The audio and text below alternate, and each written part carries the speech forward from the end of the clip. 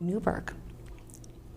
This is Arts Alive. I'm Lynda Phillippi, and my guest today is Marion McMuldren, and she lives in Newburgh, is an artist, owns a gallery, and is here to talk about a fabulous new project that you've got going on. So welcome, Marion. Thank you very much. And we're all excited to be here, but we have been thinking about art during COVID. My studio got its occupancy permit the week Governor shut Oregon down. So it's been an interesting sort of kind of an adventure, lots of small experiments, a few people at a time, you know, for munchies and bites. And I'm actually really proud of how well we have done. Only once did someone leave with only buying one piece. Wow. So to me, that's a measure of success, especially during COVID. And where is your gallery? It is 3 doors down from the Cultural Center parking lot. Oh, perfect. Okay, on great. Sherman. Okay. So very convenient, lots of parking. In Newburgh. In Newburgh. But I've always believed you achieve success as a group. Sure. And it's also a lot more fun because making art can be very lonely. So we have done things as a group, paralleling the Cultural Center's schedule. Well, we have senior artists stay. We did something for the Lavender Festival. Oh, wonderful. Where we Okay. had 8 artists in at one time. Nice. Something for everyone. And, you know, mildly successful, but again, it's all during COVID and the masks. And art can be scary. So I also pair restyled old jewelry, and I mean old stuff, because that's much less scary. And we're in a remodeled home, so it is a home-like atmosphere. Nice. Okay. People can come in, they have fridge rights. Oh. So it's kind of, make it fun, get familiar with it, go ahead and touch it, you can't hurt it. So Amy, who is the founder and board president of the Geezer Gallery, which only has artists who are 60 and over, what a great opportunity. And it is a nonprofit, 501c3. All of the profits from their sales go to support art therapy programs for Alzheimer's patients. Oh, that's wonderful. And low-income seniors. Sure. So we got together, and they're headquartered downtown, and they show art in law offices, banks. I've actually sold artwork out of the gallery windows along the Max train. I mean, how cool is that? Okay, so now when you're talking about the Geezer Gallery, The Geezer Gallery. That's in downtown Portland? Oh, okay. Well, but now Portland is kind of changed greatly. Right. The law office and the banks are still holding their meetings via Zoom, so the artwork is not being seen. Okay. So they don't have foot traffic either. So we got together and said, you know, we need to do something to highlight art is really cool. It's a wonderful addition to any home. It's not scary. Original art, you will love more than 3 identical paintings from a certain gallery that begins with a letter.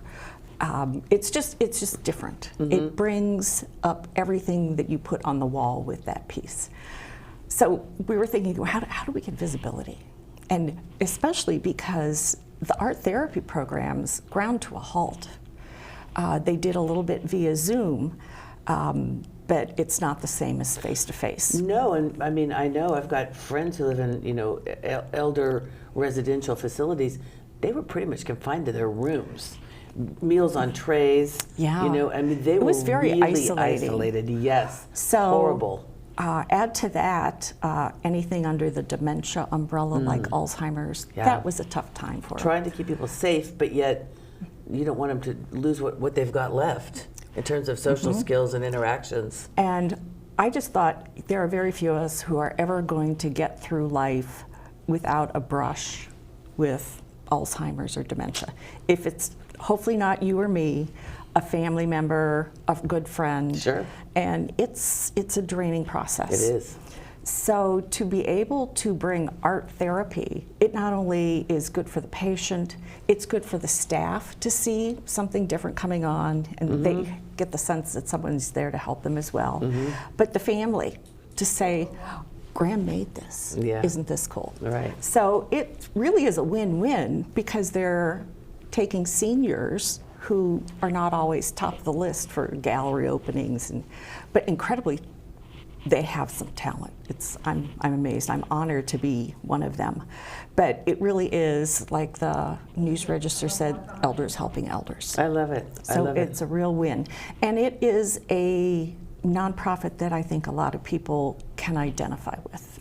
So you're bringing that Geyser Gallery concept to your gallery? Yes. In Newburgh? What we did is they curated us down to 9 artists whose work was very different but complemented well.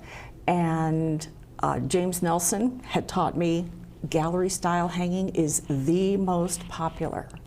So the Geyser Gallery asked these artists, who normally work very large, to create series of smaller paintings. For a number of reasons. It fits in houses. So many people love a piece, but they don't have the wall space.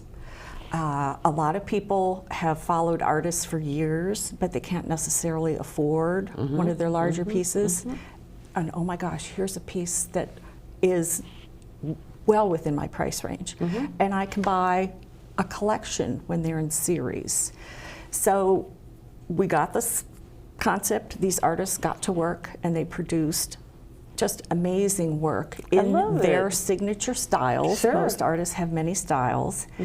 And we divvied up the space. Everybody had like a feature area, but we also combined art to show people that, you know, it really doesn't stress you out. Just go ahead and do what makes you feel good. Do what makes you happy. So we decided to do it for 2 months, so people had time to come back and look. And especially if you're just starting out with original art and want to collect a piece, you need to think about it. You need to take measurements, you need to take pictures. And that's where we really want to be. We want to do the nonprofit, but we also want to get people back comfortable buying original art and having fun with it. I love it.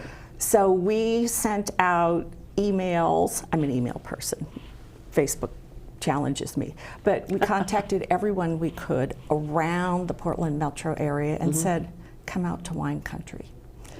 Spend the day, go tasting, have a bite to eat, and finish your evening with our opening night. I love it. And they did.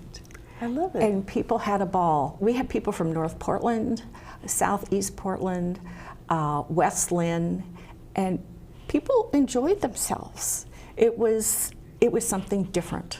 I think that's great. And you know, the Portlanders got to see an area with less plywood on the outside, but a lot of people hadn't thought of coming to wine country even for a day. It's not just for out-of-towners. It's a great spot for locals. It's funny because I've lived in McMinnville now 35 years, and lots of friends in Portland and other places, and this is what you hear: oh my God, McMinnville, it's so far. It's like, far from what?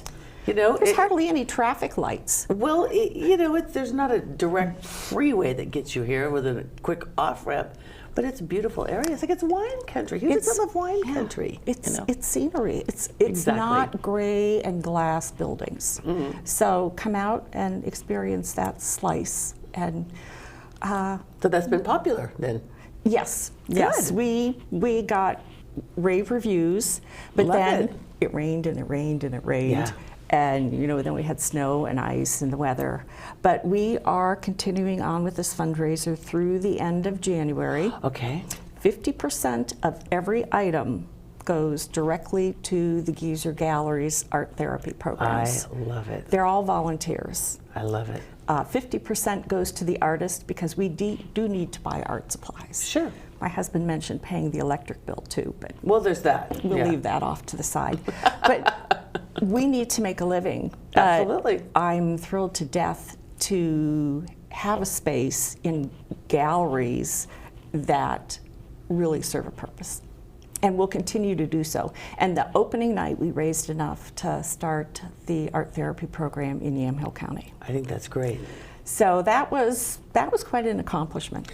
You know, one of the things that I love about what you just said, this is what I really love about that, is that yes, sometimes people are maybe reticent to buy art, even though they're not traveling. In theory, they've probably got more income, lots of things. But what I love is how many people are willing to support a fundraiser for a worthy cause, whether it's, you know, for the dementia patients or whether it's for animals or children or whatever it is. It's like how people will open their heart and their wallets. We are a very charitable nation. We are. We are. Absolutely. I think, and communicating that it exists is the tough part. And so that's what this opportunity does. As opposed to like a one night, you know, soup event or something. It's like, oh shoot, I would have gone, but I didn't know. Yeah. This is, okay, you've got some time. We're still This open. is, We're still open. Yeah. And it's a connection to do something like this as opposed to the social media sites, because it's a little bit more real.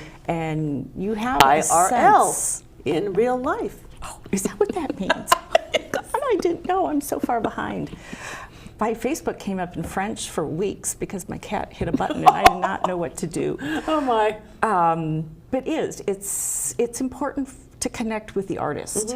And you cannot always get to do that. No. So an event like this where the artist will come in.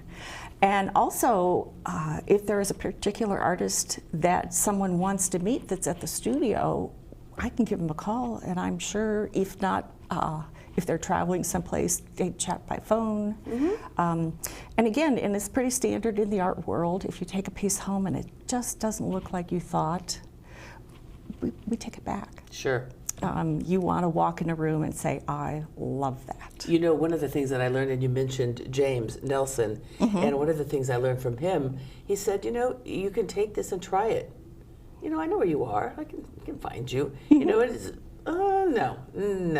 Or, oh my gosh, I absolutely love it. I shouldn't spend the money, but oh my gosh, I absolutely love it. So I think it can go both ways. It can go both ways. Sure. And I think the art world has been always accommodating, and I think it's important for that to continue. I do too. It's part of the really less stress environment that we want to get back to.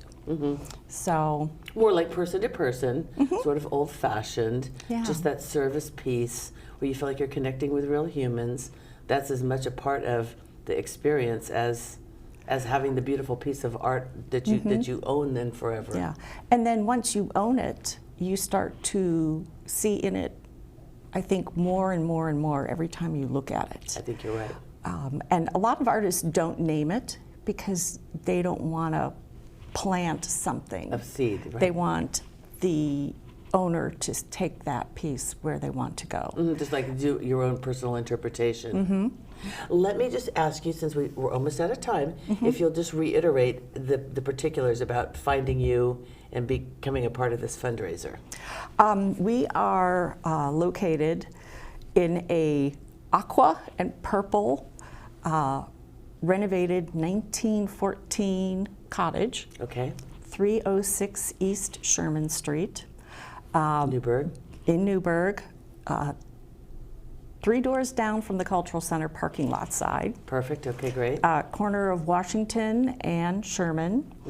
My phone number is everywhere. Okay. I'm sure they can call here sure. and give me a text. I live right behind the studio. Okay. Right now we are open 12 to 6 every day but Wednesday. Okay. But I can basically crawl there. Maybe not in the mud. I love it. But yeah, no, Okay. flexibility is it, especially for this fundraiser. It's way more than me and my success at stake here. Well, Marion, thank you very much for being here today. And I wish you a lot of success with this and whatever you come up with in the future. So thank you. Okay, thank you very much.